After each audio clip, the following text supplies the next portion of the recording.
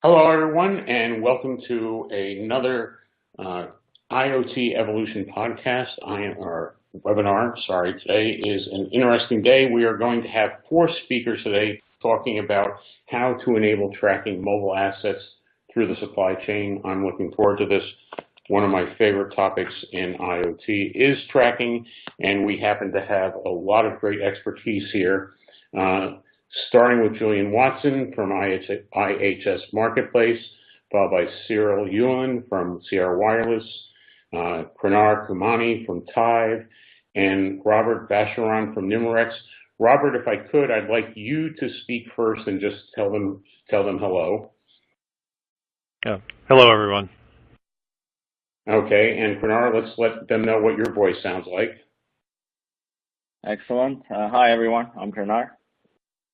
Okay, Cyril, you're next. Hi, everyone. Excellent. And Julian, you're next and about to take us off. I do want to remind people that we are going to save questions for the end, but feel free to write them in at any time. And this webinar will be available 24 hours from now. Please feel free to tell your friends about it. And with that said, Julian, I'm going to get out of the way and let you take over. Thanks very much, Carl. So good morning, good afternoon, evening, everybody. My name's Julian Watson, and I'm an IoT analyst at IHS Markit. So we're a global research consulting firm with around 8,000 employees across the world. We have vertical expertise in automotive and transportation, power and energy, financial services, technology, media and telecom, among various others. So today I'm going to give a pretty high-level view of where we see the IoT evolving, followed by the increased importance of cellular in enabling IoT connectivity, and then look at some key use cases, challenges and requirements around tracking moving assets in the supply chain, and then finally some common issues we'll discuss that are faced by enterprises seeking to drive IoT projects from conception to deployment. So, where are we with IoT? Well, the concept of IoT as embedded, machine-to-machine or M2M has been around for years, but today IoT devices and solutions are a lot more sophisticated than they were a decade ago. So 10 years ago, cellular connectivity for M2M was delivered over standard 2G and 3G networks. But today we're seeing an accelerating rollout of cellular networks that are optimized for IoT use cases, namely NB-IoT and LTE-M. And in recent years, we've also seen the increasing availability of unlicensed alternatives like LoRaWAN. Over the past decade, we've also seen a shift from single point, single vendor solutions towards a more ecosystem-led approach, bringing together device and sensor makers, chipset and module vendors, operators and platform providers. If we focus in on the SIM space, so eSIM in the form of EUICC is getting increased attention from OEMs, so they're able to embed global connectivity during the device manufacturing process based on a single SKU. So this reduces cost and logistical complexity for OEMs. And then lastly, a big trend has been an explosion in the number of IoT platforms over the last few years. So particularly in the areas of device management and application enablement. So such growth in the number of IoT platforms into the hundreds today, so combined with a very wide range of options between technologies, providers, module vendors, can result in a great deal of complexity for enterprises planning IoT projects. So, what role do cellular technologies play in the IoT today and going forward?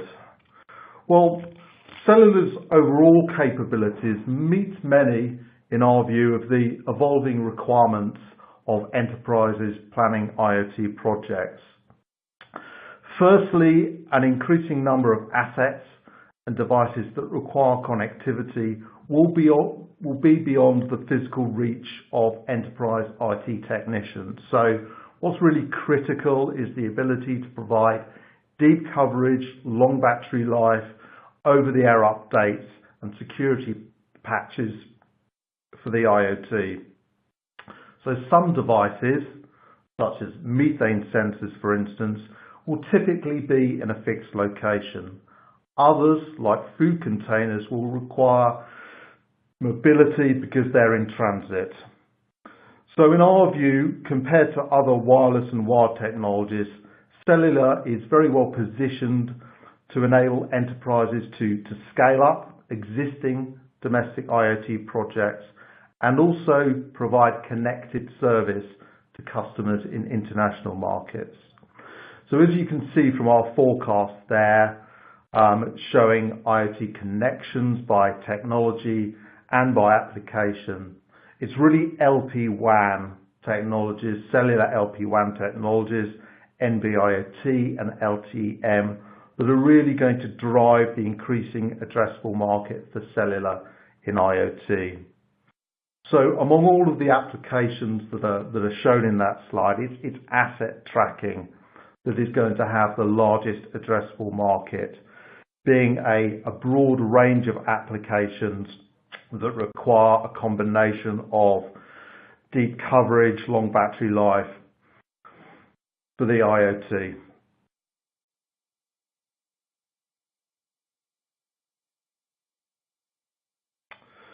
So when we're looking at mobile asset tracking in particular, we see many verticals from manufacturing down to medical needing to track mobile assets in their supply chains. So the use cases we see as being very diverse.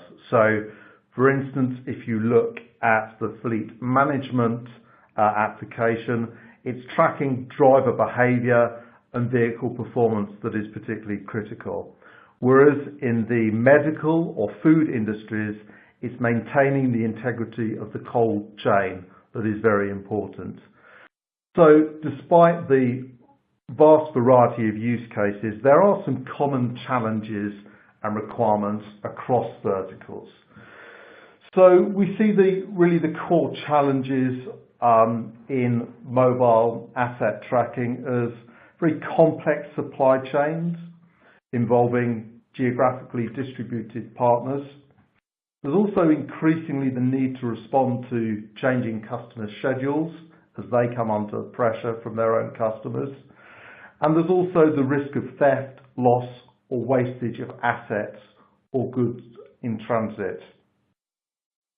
So among the core requirements that are shared across many verticals are robust connectivity, both domestically but increasingly in international markets, and also the ability to identify and locate assets, manage security over the air, and also to monitor the surrounding environment, so such as the temperature or humidity around a goods or asset in transit.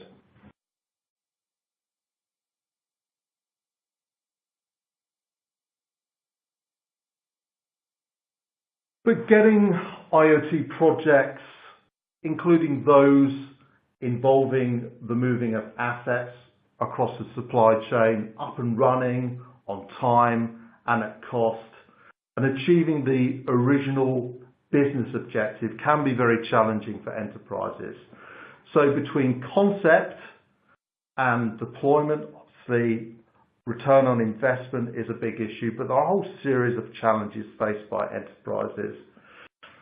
So some of these challenges relate to how companies are traditionally structured. So in a recent webinar survey, we found that over 60% of enterprises viewed internal business silos, and over 50% saw the fragmentation of data across different parts of an organization as inhibiting digital transformation.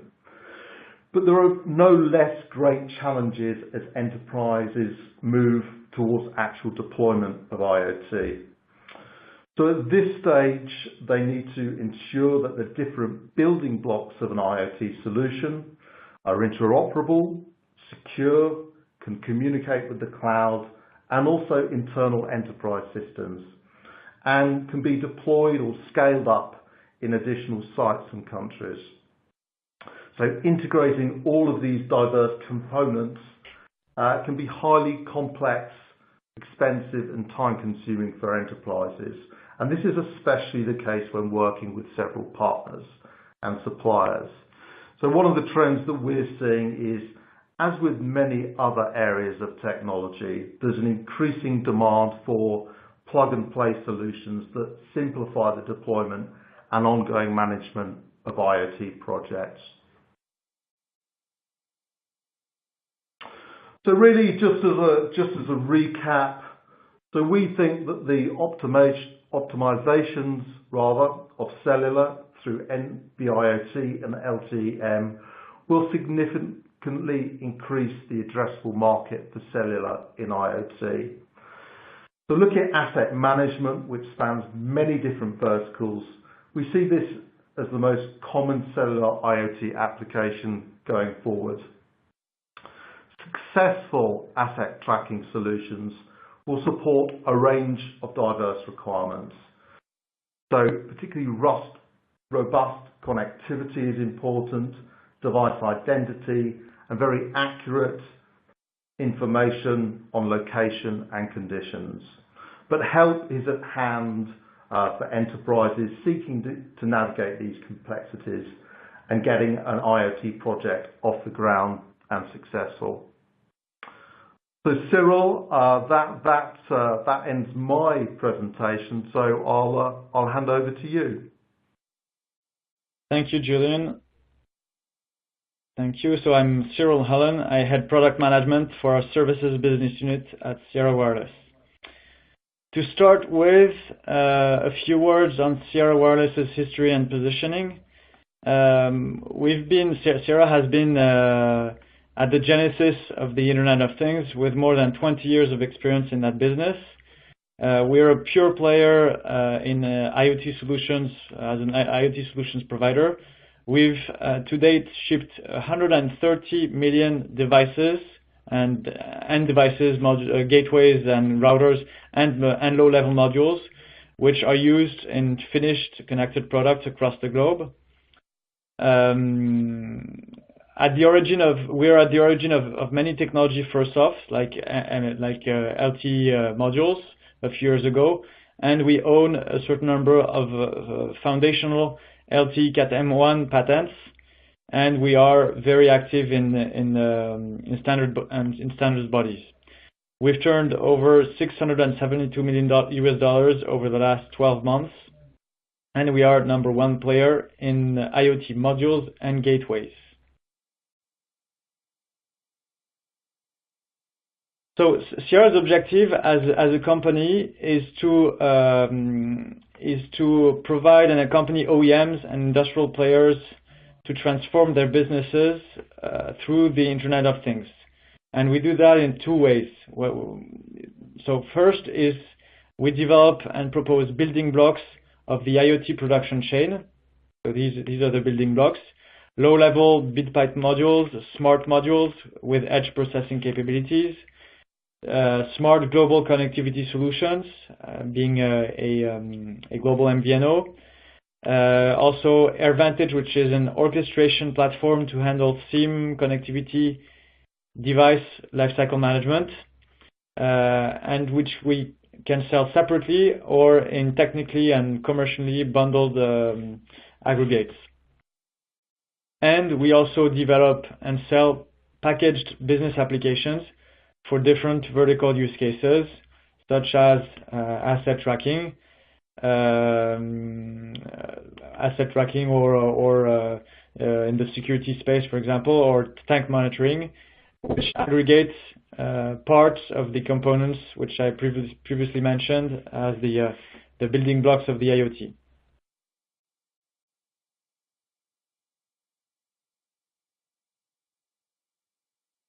So, what are the challenges which, generally speaking, OEM and industrial players face, and especially in the asset tracking space? Very often, to the least, the need for these industrial players is to benefit from regional deployments, or to address regional deployments. If not, in more and more cases, global playgrounds. And it faces a certain number of challenges. The high TCO of end-to-end solutions, validated and tested end-to-end solutions. The in a way inadequation between the TCO structure, the cost of production of such solutions, and the sell side business model. So the rigidity of the IoT solutions as they are provided on the market, and its inadequation with the way asset tracking services players will propose that to the end market. From a technology perspective, the need is often that of a global coverage, and in some cases, to be able to minimize the consumption, the energy consumption, in order to have devices which are battery powered and which eventually will need to stay on the field for years, and if not 5-10 years in some cases, without any truck roll. So the energy consumption is a growing constraint and challenge in many IoT applications.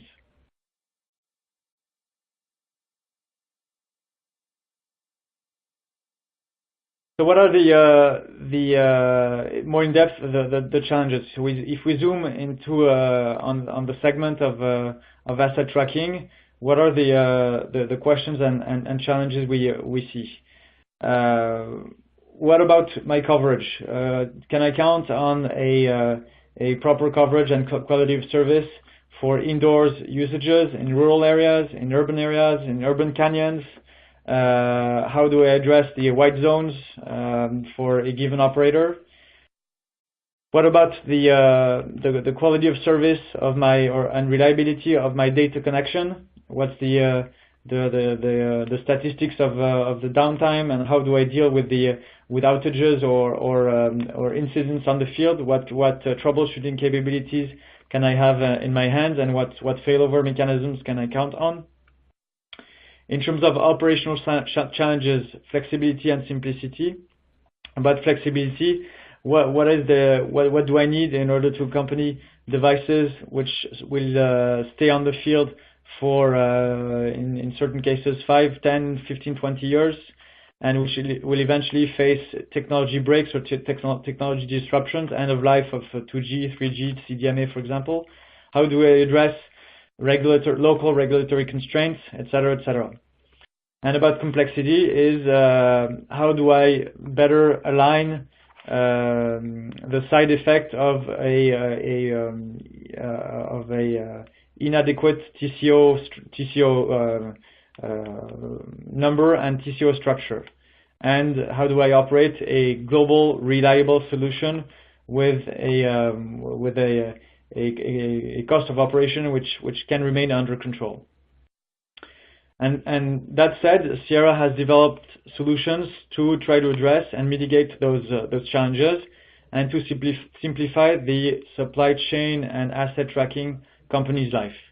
So in a few words, Sierra is a global MVNO, providing global connectivity with a roaming footprint which covers most operators in most countries of the globe. We have patented an on-SIM technology which enables to maximize the end-to-end connectivity resilience with very state-of-the-art uptime rate and resilience with very sophisticated troubleshooting tools.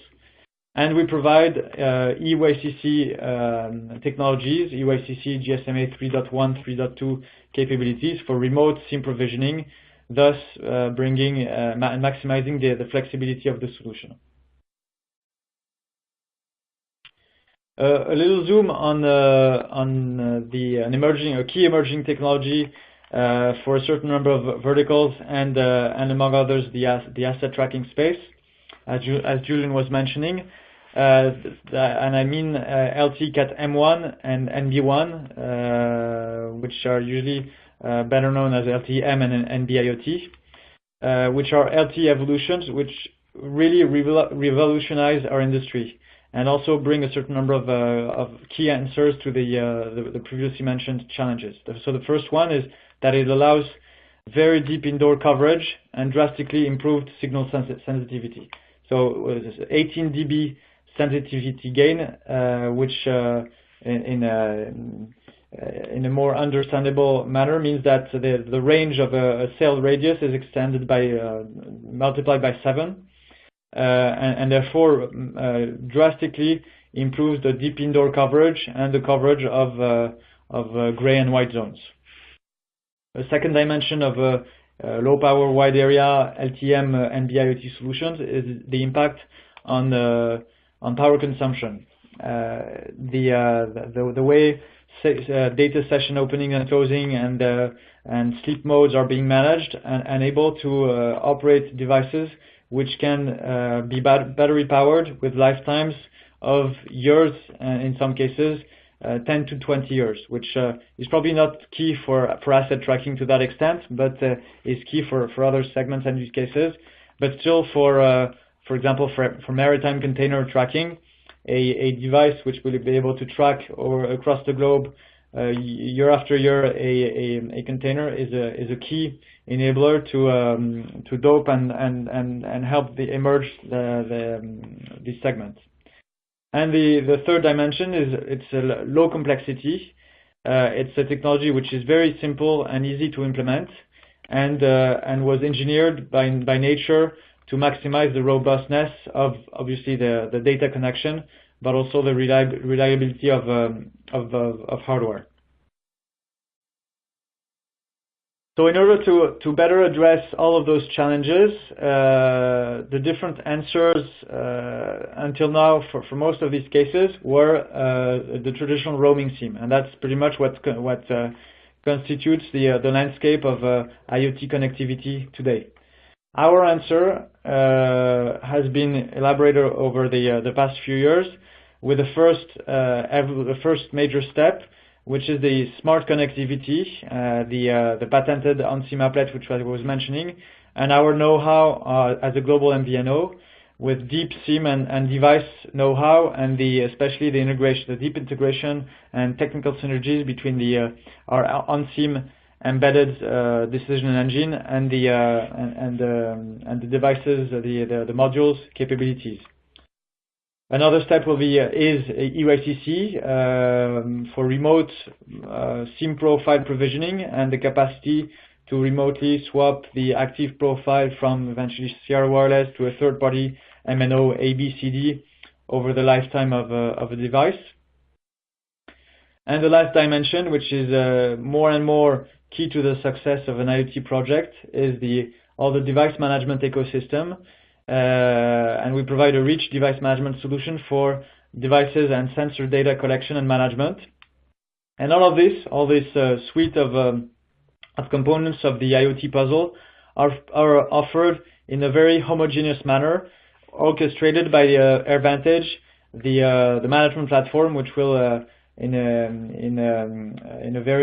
unique UI and unique library of API, enable the management of SIMs, the connectivity, troubleshooting, as well as EYCC and sophisticated device management capabilities. With that said, I will leave the floor to Krenar. Thanks, Cyril. Every time I hear you really get excited about the future and what Sierra's going and also the technology, and really fortunate to be riding this wave on the technology side. Just brief, my name is Krenar. I'm the founder and CEO here at Tive. Quickly about my background, primarily in engineering side. I've done wireless and communications, worked for a few startups here in East Coast. doing smartphone chip design, doing chip design for 2G, 3G, 4G radios on the smartphone side, and also on the base station side, doing some interesting things on high efficiency base stations. So I have experience on both ends of the spectrum, both on the smartphone side and also on the base station or cell tower side. And what we do at Tive, we really help businesses, manufacturers, shippers really understand what's happening with their goods while in transit. And this problem is really big. It's a $100 billion problem where cargo is, the companies claim cargo losses of worth of $100 billion.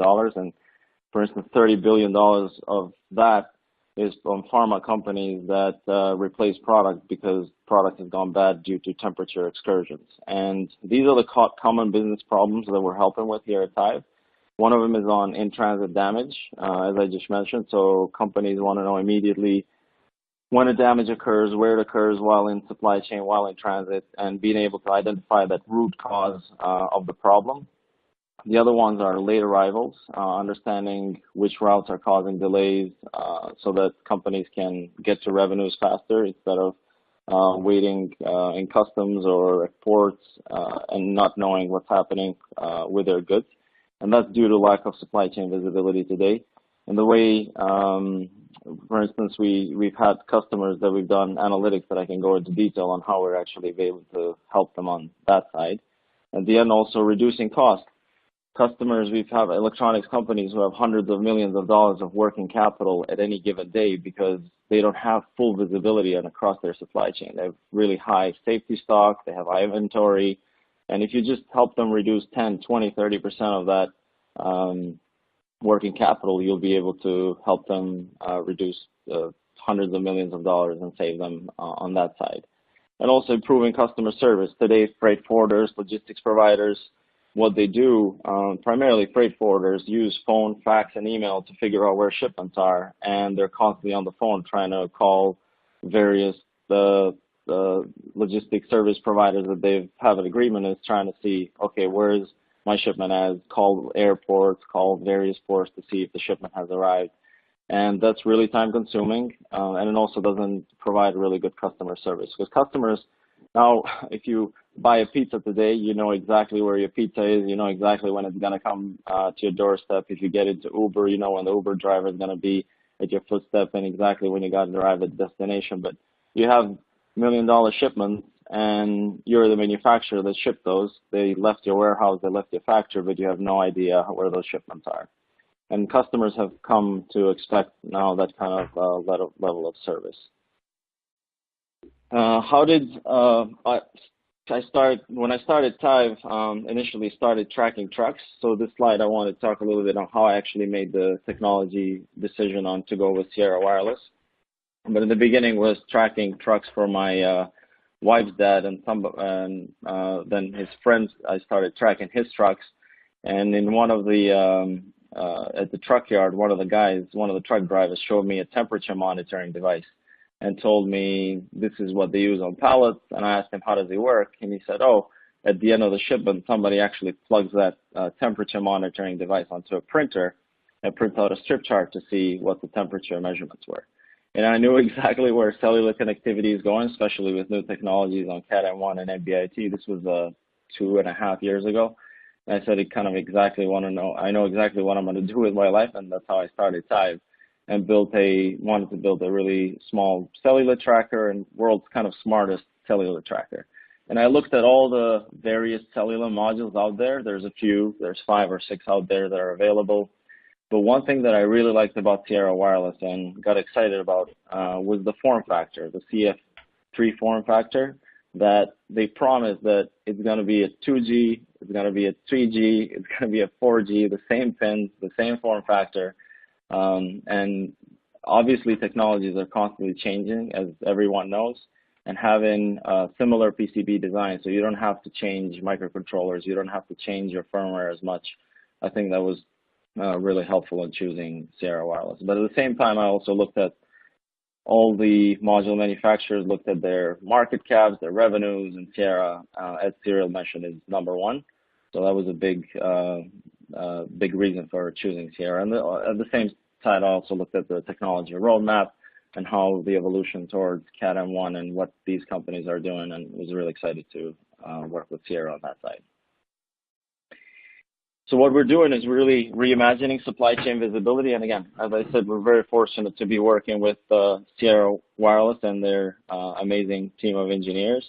Our vision is to bring IoT into supply chain and really help companies eliminate these surprises. Today, we have, for instance, a company that we've worked with, and they had a shipment going to from France, actually, to North America. And this was $1.5 million worth of pharma products. And at the port of Hamburg, they got an alert from TIVE saying that the temperature on the refrigerated container was set to 0 degrees Celsius and was supposed to be at 20 degrees Celsius. And they called the shipper immediately. The shipper is quite surprised how they knew that the temperature was set wrong. So they went and changed its temperature before actually it shipped and sailed across the Atlantic to get here. And they were able to save that shipment. So that was really an exciting use case that we're able to save a company. And some of the key learnings that I've had here for a couple of years now running TIVE, it's more than just IoT. Customers, when you go to the customer and tell them, oh, we're going to solve this problem with IoT, that's not enough. Or tell them, oh, we're just going to put trackers, that's not enough either. Customers, at the end, it's about the bottom line, trying to understand how can they reduce cost, how can they eliminate surprises, how can they improve customer service for their customers. And if you approach them that way, instead of just talking about IoT and tracking, that's, I think, the best approach. But also on the tracking side, tracking, some people might say, oh, just building a tracker is easy. And what we realized is building a tracker for supply chain is quite difficult, because supply chains are always complex, or most of the time complex, and there are always surprises in supply chains. And customers put these in a shipment, and suddenly it sits on a warehouse for a few days. It gets stuck in customs. It's stuck at ports. It goes on the ocean, and being able to manage that battery so that it doesn't die in the middle of shipment is one of the biggest challenges. And providing analytics for customers also has been an interesting thing. We showed one of the customers where we analyzed close to 100 shipments, and they had shipments going from Netherlands all the way to Germany, Netherlands to Madrid in Spain. And we looked at, for instance, shipments from Netherlands to Germany, and saw that they took 7 different routes to get from point A to point B. And they were ranging anywhere from 3 hours, which is the shortest route, all the way to 7 days. And this helped the customer call their logistics provider and tell them, hey, we have an agreement that it should not take more than 2 days. Why are the shipments taking 5 days, 6 days? So providing that kind of value beyond just tracking is really important for these customers. And the future of supply chain, that's like as Cyril mentioned and as Julian mentioned, asset tracking is a big piece, because if you think of where supply chains are going, at the end, it's going to be an autonomous supply chain future where you order something, it gets on a manufacturing site that's fully automated, it gets on a truck that drives itself to a warehouse. From that warehouse, gets to another truck that drives itself to a port. It goes to a port that's fully automated, and it gets into a ship that ships itself and sails itself down, let's say, to North America. Gets at another port. From that port, gets fully automated another truck. By the time it gets to you, it's fully autonomous. But in order for all of that to happen and to ensure that the products are being treated the way they need to be treated, we need to have tracking devices that monitor not just the location, but also the conditions such as temperature, humidity, shock, vibration, tilt, light exposure. And that's why we're really excited to be in this space, and really excited to be working with Sierra and continuing to utilize their technology. So with that, I'll turn it over to Robert. Thank you, Gunnar. My name is Robert Vacheron. I'm a director of product management for devices and industrial IoT, which includes asset tracking. I work for Numerex, which was a company that was recently acquired by Sierra Wireless. So at Numerex, we specialize in end-to-end IoT solutions. These solutions consist of 3 parts: a device, which enables communication from an asset to a back end, These consist of devices that are either designed and manufactured by Numerex or third-party devices, depending on the use case. This is paired with a communication avenue, so cellular or satellite network. And then this is fed into a back-end application. For asset tracking, we have a handful of options consisting both of Numerex-developed and third-party applications. Again, the particular application based on the end use case. There's the fourth piece that can be provided as a platform portion, which is really representative of network and device management by the end user. So customers, where applicable, have the ability to activate and deactivate network or change reporting configurations of their devices. So these IoT solutions allow you to gain visibility to your assets. How does that help? Well, it helps in several ways. First, it enables the optimization of utilization and efficiency. And this is done primarily through three different ways. The first is location-based. Where are the assets, and are they where they should be? Hopefully the answer is yes. If the answer is no, then it's a good thing you're tracking those assets. Second feature would be time-based. How long has your asset been where it is, and is that good or bad? Right? Does that create is that some actionable intel for you? So, for example, if you have a roll-off container, right, and you need to redeploy it, has it been sitting where it's supposed to be, or has it been moved? Third has to do with events. What is happening to your assets? A standard type of event is motion, for example. Most people care about when assets start moving and treat things differently that way. So that's the kind of information that these solutions can provide. They also enable optimization of asset management. So number one, it enables assets to be easily identified. Again, in the example of a roll-off, if you're going to redeploy a roll-off in a large construction area, how do you ensure you are able to quickly find it and take it to its new location? Also, just as importantly, if you have cargo tracking,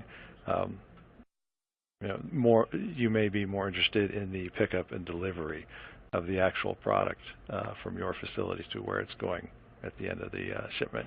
And this can be identified by notifications or confirmation emails or texts that the solutions can provide. And of course, the benefits have to do with maximizing loss prevention and recovery of assets, which often get misplaced, and also sometimes can provide compliance information that's required for a number of companies. All right, so taking this information, I thought I would go through a number of use cases that would highlight the benefits of these IoT solutions. The first is we have a company here that creates or assembles industrial equipment. So the product on the right, it's called a combine. It's a very large machine that is made of a large number of sub-assemblies. And these sub-assemblies are treated during the processes by different sub-suppliers. And they are transported around in these large and expensive industrial racks, which are the pictures on the bottom. So the issue that this company was having was that when it came time to keep the production line running at 100%, they often found that they were running out of certain material, and all the material wasn't coming in at the appropriate time, which caused them a significant amount of time, effort, and money to locate the material or the sub-assemblies and ensure that they were in the manufacturing facility in time. So we worked with them on a solution, and, well, it's not working. Okay, let's move forward here. So this is representative of what was provided to them on the back-end application.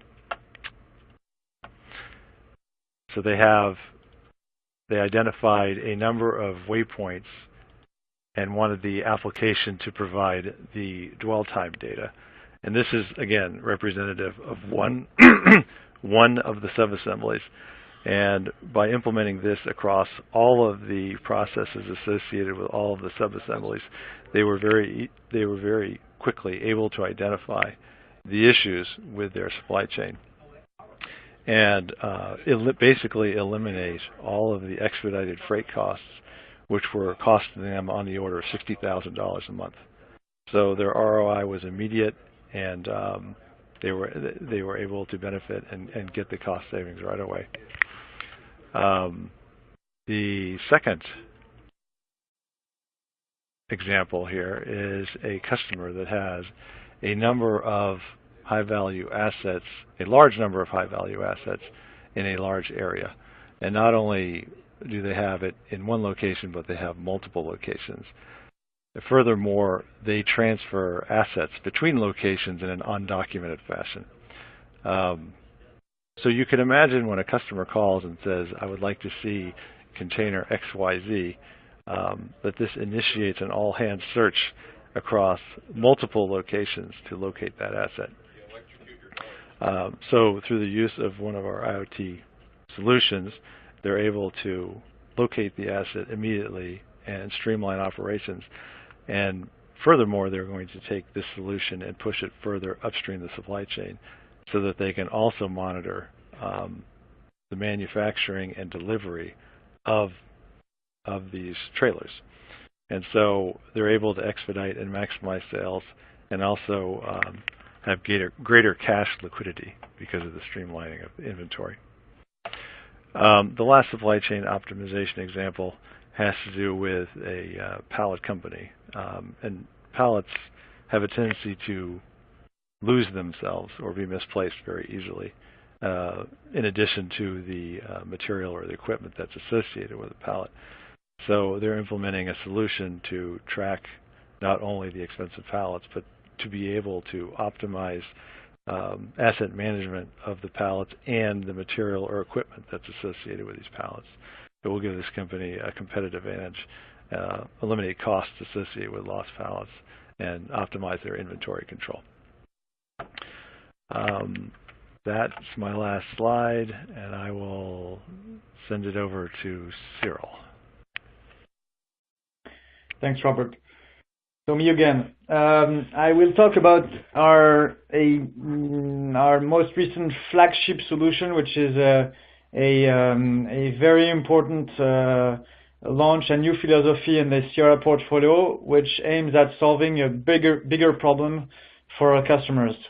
So traditionally, we offer the key building blocks of IoT, enabling the creation of industrial connected devices. So the components are the connectivity solution with the SIM card, modules, low-level modules or modems or routers, and a management platform.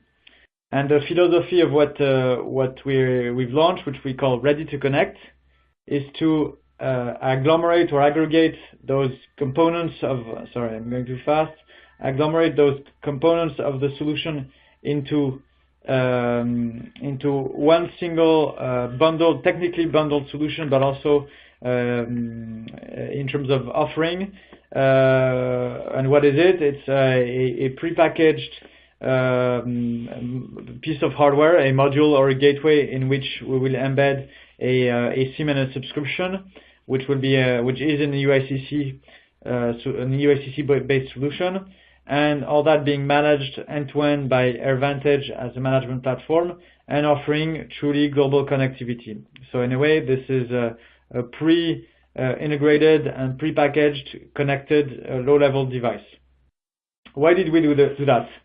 We've observed that launching a connected device from ideation to the day that device hits the field takes between 18 to 24 months, and it's costly. It's risky for industrial players, which eventually do not master all the components of the production chain and all the skills and expertise required to launch a connected device. So building and launching a connected product means a prototype, hardware front-end design, controlling, mastering protocols and standards, looking for device management supplier and integrating the plumbing for data collection and data management, data crunching, connectivity management, eventually in a few countries or across the globe,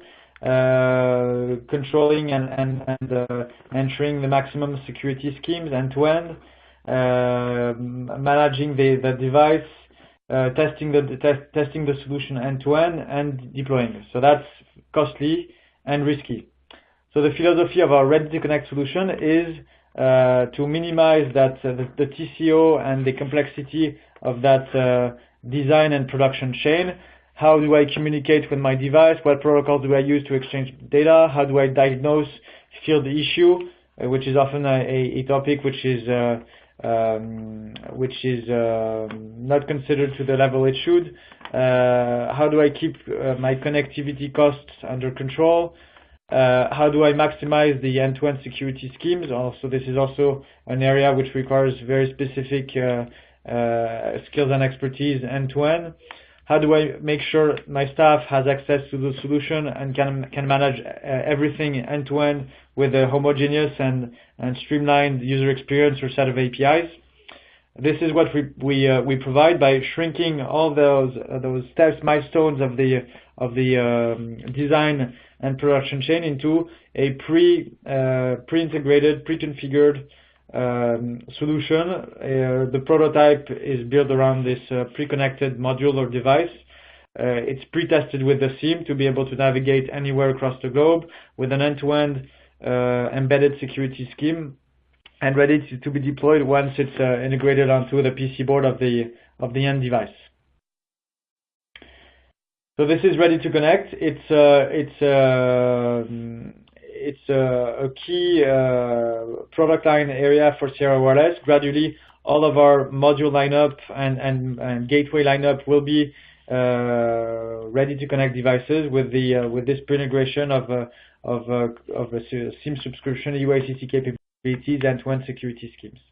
So what's the purpose of all that? Is to maximize the ROI, minimize the TCO, and accelerate the ROI. By accelerating the time to market, we simplify the development, pre-embed the right built-in security schemes. We provide the best-in-class connectivity with truly global coverage, a very resilient, best-in-class data uptime rate out of the box, and with the right troubleshooting tools. All that being managed with a centralized management platform, AirVantage, including the UACC workflows, and that can be provided and exposed to our customers under one contract with business models which range from the traditional OPEX model with a monthly subscription fee, eventually even with no upfront fee, no capex for the module. So a purely amortized and serviced the device as a service model, to everything to the other end of the spectrum, a capex model where we charge for a connectivity and management platform for the lifetime or a certain duration of the device. With that said, we have a certain number of white papers covering this Ready to Connect solutions and other elements of our portfolio, which can be downloaded under this URL. So don't hesitate to go and have a look. Very pedagogical and interesting white papers on different dimensions of our portfolio on IoT technologies, LPWA, among others. And I would also like to mention that we are organizing, like every year, on June 5th in Paris, our yearly Innovation Summit, which last year gathered 400 attendees, or this year expected 400 attendees, live demos, plenary session with 20 speakers, great networking opportunity, great sponsors which will be present with their ecosystem. It's a great occasion for networking around the IoT end-to-end business ecosystem and to meet potential partners or customers. So I'll be super happy to meet some of you at that occasion. Thank you. Thank you. This has been wonderful. I've learned a lot, and what's really been amazing is how engaged our audience is with questions. And I think I want to start with a fun one first, if that's okay with the team. And I think this might be for Cyril, but everybody else can jump in. And it's can an LPWA module be small enough to be hidden in a motorbike? How's that for a fun question? So then the answer is yes, of course. For example, a type device can indeed track and trace a motorcycle and on battery or plugged to the motorcycle battery. But of course, and LPWA is potentially a good solution to embed into the chassis of a motorcycle or a caravan or whatever, a tracker which will stay there for the lifetime of the device, be sunk and hidden, invisible to the user, to be able to track and trace the motorcycle. So it's useful for boats, caravans, motorcycles, scooters. We've seen those types of use cases. Excellent. There's a whole bunch of questions that are all kind of related here, and I think I want to start with what technology is better suited to trackers? Is it Cat-M or is it narrowband IoT? And I'm not sure who wants to be the one that answers that question. So I can Cyril, give it a try, is that you? probably. Yeah, I can give it a try. So there's probably several dimensions to this question and then the answer. First, it is a fact that gradually most modules will be dual mode, meaning NB1 and Cat-M1. So over time, the question from a supply perspective will disappear.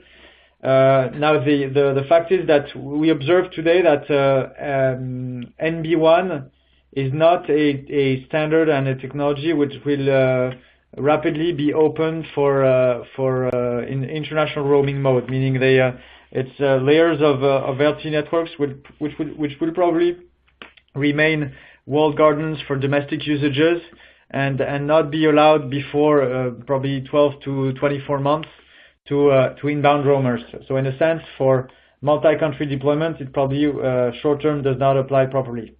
Whereas M1 is more transparently a technology which welcomes and allows inbound roaming from or cross-country roaming. Excellent. So given that fact, I'm going to ask you one more question, Cyril, and then I'm going to get to the rest of the team. But one of the questions is, when do you expect Cat-M to be a standard in North America? And in the interim, what fallback should vendors deploy, 2G, 3G, et cetera? Okay, so the question is zoomed on North America. So in North America, Cat-M1 already exists. It's the M1 networks have been deployed by Verizon and AT&T. I would say Q3 last year, if not earlier than that. T-Mobile has deployed an NB1 network and is committed to deploying an M1 overlay end of the year or beginning of next year. The fallback options are not that numerous in the US with the 2G and 3G sunsets past or coming up soon. So there are still some 3G options available in the US, but it's not a very future-proof bet to deploy 3G capabilities in the US. So I would say, but on the other hand, the capacity M1 and NB1 coverages in the US are quite strong and growing fast. So the fallback to 2G is useless, obviously. Fallback to 3G, it's a short-term bet. Got it. Actually, let me go ahead. Let me go ahead and add something. Yeah, the migration to Cat-M in the U.S. That should be fully in place by next year. So we would expect all of the new activations next year to be Cat-M. The 3G network will still be available, so you don't have to throw those devices away. But in terms of the timing of complete migration to Cat-M, that should happen next year. Excellent, excellent. So, Julian, the next question is, why would I select cellular over unlicensed alternatives such as Sigfox or LoRaWAN?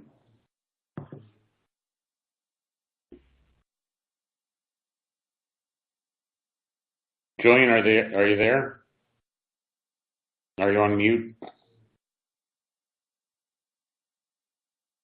Okay, I'll hope for him to come maybe back. I can take that if you guys want. I mean, this is Kurnar. So the big difference, I think, if you look at LoRaWAN and Sigfox solutions, they're very good in sense of being really low power. They have quite a big range. They're low power wide area, of course. So if you have temperature sensor that's sitting somewhere or a water meter in a city, I think those use cases work really well when it comes to LPWA for LoRa and Sigfox, because you send really small bytes. You send them maybe once every day or twice a day, and that works really well. But cellular, if you need ubiquitous connectivity, if your assets are moving, if you're going from country to country, then you really need to choose cellular, because the coverage that you have with LoRa is not going to be there as it is with cellular. And the next one, Kurnar, is actually for you too. And how do you choose between different communication solutions? Which ones are most energy and cost effective for small amounts of data? Which ones are vendor independent and have a second source available? So, any thoughts on that? It really depends on the application. So I'll just focus on the tracking side, and we're choosing on cellular. I think we covered as far as coverage goes with Cat-M1 and where that's going to be next year with 2G and 3G. Obviously, 2G has gone away pretty much in US and starting to go away globally. And 3G is still the most ubiquitous connectivity out there. But as far as cost effectiveness is going to be, if you really want to have something that's really cheap, you have to wait for Cat-M1. That's where the modules are going to be really cost effective for solutions like this. If you want really small amounts of data, again, Cat-M1 is going to be the answer to that too. But if you want global coverage, then you have to go with 2G, 3G today. Excellent. So next one's kind of open to everybody. It's how is LTE-M and NB-IoT connectivity maintained while the shipment is at sea?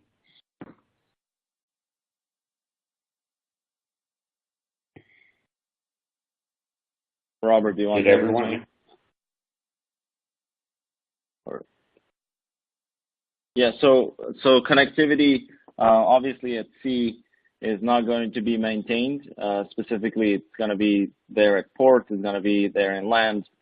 But what's happening is some ships actually are putting base stations. So the ships might have a base station that's connecting to a satellite.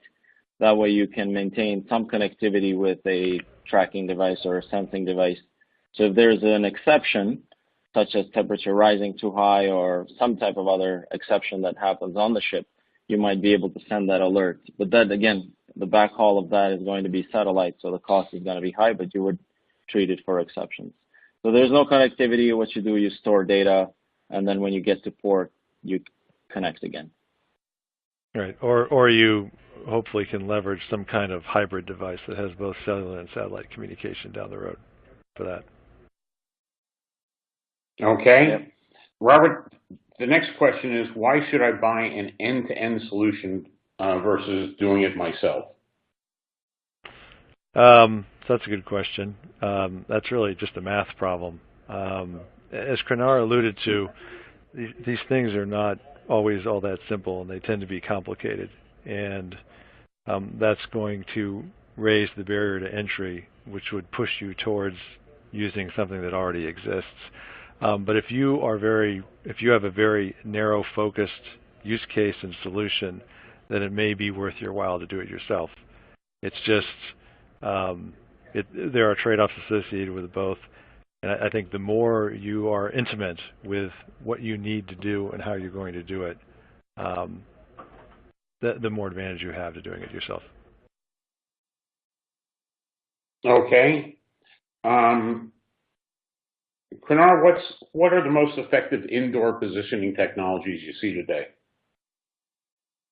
That's a good question. We don't do much indoor with Thai. That's my background. I've done a lot of indoor locations. So one thing that's picking up quite a bit, of course, is Bluetooth. But Bluetooth has some challenges indoor because you need a ton of beacons to be able to understand. Like, let's say if you have an asset you want to know within a few centimeters, that's really difficult. But one of the technologies that's really picking up and is doing pretty well in warehouses and trying to figure out indoor location for assets within a few centimeters is ultra wideband. And if you search ultra wideband UWB indoor location, that's been quite effective. The only, again, challenge with that, with any indoor location technology, is you need infrastructure. But ultra wideband seems to be one of the most accurate ones. Excellent. Now I've got a dilemma on my hands. So here's my dilemma. I've got several great questions left here, but it's also a little past the hour, and I want to make sure that people can share this information with everyone else and get them to it. So I believe that we're making the commitment to answer the questions offline.